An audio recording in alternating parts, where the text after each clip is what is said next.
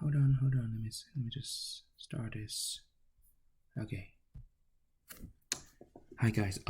My name is Juno Chen, and today I want to present to you, guys, two news that happened recently. The first one, yeah. Okay. First of all, before I start telling you guys the news, I do want to let you know the source of origin of the two news is Fox News. Okay. Now let's get started. So the first one is a black man who was accused of attempting to set fire on a marked police vehicle during a Black Lives Matter event. A Black Lives Matter protest. And then he was and then he got arrested by after he was arrested by the police, he was immediately titled as domestic terrorist without any consideration at all. Okay. In the second news, a white man called Robert Aaron Long was arrested for the mass shooting in Atlanta recently. During the shooting, 3 men have died. Okay. Robert Aaron Long, the suspect, told the police the reason the shooting happened because of his sexual addiction. When a white man convicted of a crime, he or she is normally given the title a suspect at first. However, when a black person is convicted of a crime, he or she is immediately given a crime title. Furthermore, the way Fox News described the suspect, Robert Aaron Long, is as if he was the victim after the mass shooting. He was the real, as if he was the real victim after the mass shooting. Okay. Whereas in the case of Davis, the black, I believe he's African American. So he was mercilessly given the title domestic terrorist. The two news to me is they are presented so differently. To me it seems like this is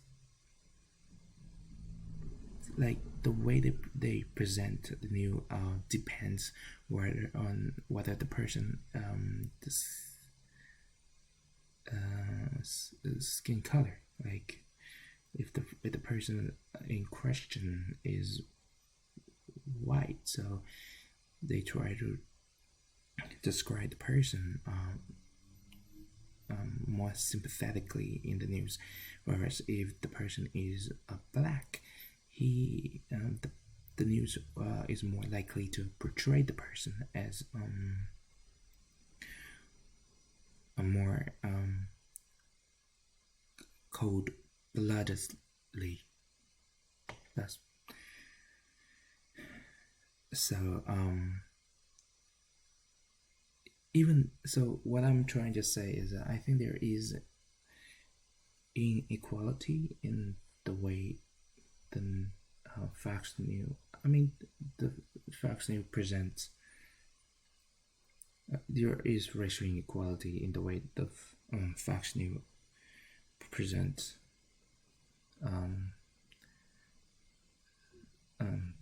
the incident. Present the news. Okay. How now? So. Okay, so here I want to talk about hold on. Now I want to talk about stereotype here. So a stereotype is a notion that is given to a specific group of people before any evidence of truth is given. This is something. Stereotype. Wow. Okay, hold on. I didn't know that. could do that. Wait, hold on. Oh, this is beautiful. Okay, let's go to the next one. So, prejudiced discrimination, a negative thought about a specific group of people that is put into action, is considered as discrimination. This is my own definition of prejudice discrimination. So I hope you guys can accept that. Alright, so next, guess what this is?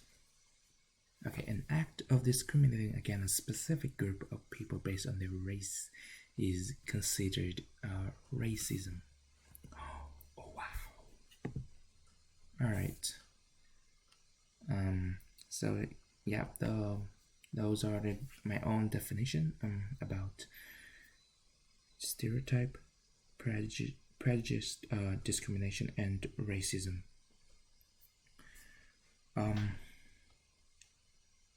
Now, I want to talk about a little bit about the history of oppression against African American in the U.S. history. Okay, so one of them is about the segregation. At the turn of 20th century, Southern state government instituted racial segregation law to separate white and African Americans. The Supreme Court in 1896 found state segregation law constitutional despite the 14th Amendment guarantee of equal for all citizens. States could require separation of the races as long as the services provided were similar. In reality, most African American institutions and provisions were of an inferior quality. The Southern state kept African American separated from whites in almost all facets of life. In some cases, the disparities were appalling. For example, throughout the South, expenditures for African American education paled in comparison to that accorded whites. African American held a visible second-class citizenship status in the region.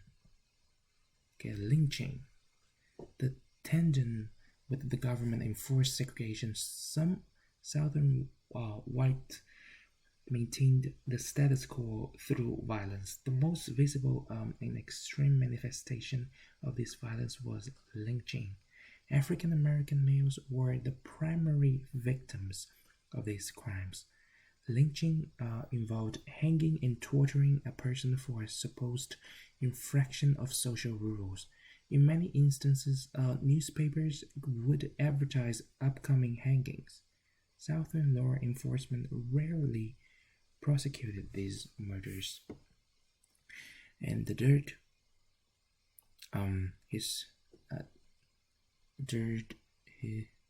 part of oppression against African American was voting. So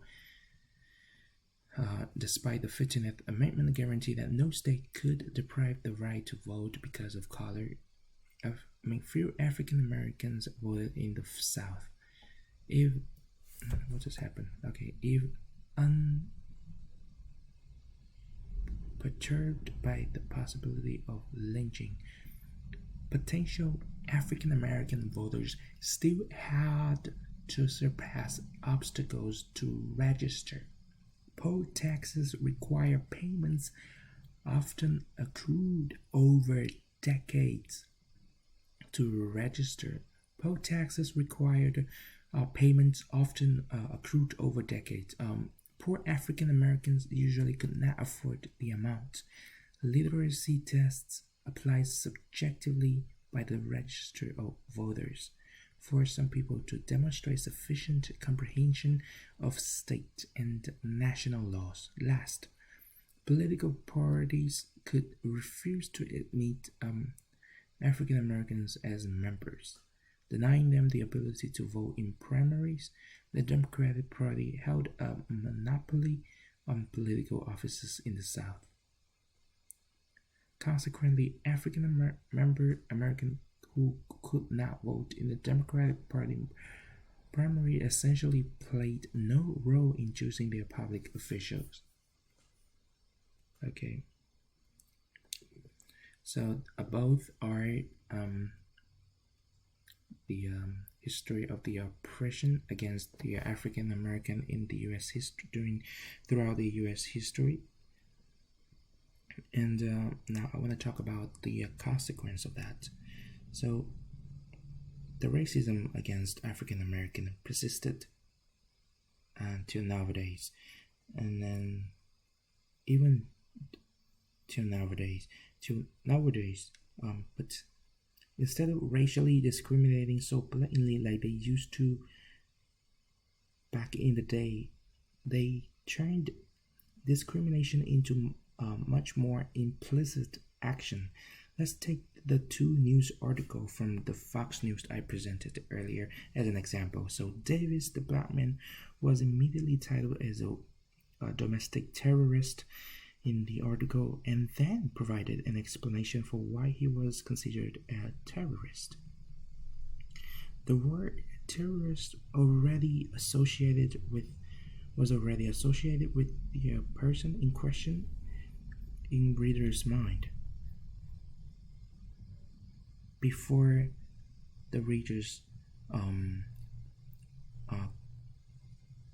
go on reading the news. Okay, now if the news was worded differently, say Davis, in order to express police brutality and inequality, set a police car in fire, a federal prosecutor later regarded him as domestic terrorist. The reader would have given Davis more sympathy toward his wrongdoing. Now, in the case of rapper Aaron Long, who was involved in the recent mass shooting in Atlanta, where 3 men have died, the news first regarded him as a suspect and then provided a lengthy explanation of what his motives was, and then give a lengthy background about the guy. It is as if he was the real victim after he killed 3 men. This is absolutely ridiculous. And so here I just want to show you guys how ridiculous the two cases are. So suddenly, in order to be qualified as a terrorist, all you have to do is to burn a police vehicle. But if you kill 3 people, you not only if you are a white, not only you're not qualified as a terrorist, but you certainly become the victim, even though you shot 3 men to death. Okay, this is what I believe is ridiculous. The way they word that they used to describe the 2 people in the 2 news, and